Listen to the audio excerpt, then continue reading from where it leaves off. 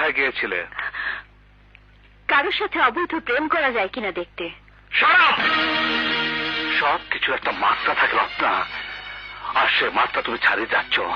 আমার স্ত্রী হয়ে হোটেলে সবার সামনে নেচে বেড়াতে তোমার লজ্জা করলো না? কি করব, যার স্বামী নাচনিয়াওয়ালি নিয়ে থাকে সে স্ত্রীকে তো নেচেই স্বামীকে ফিরিয়ে আনতে হবে। এসব কি বলছো তুমি?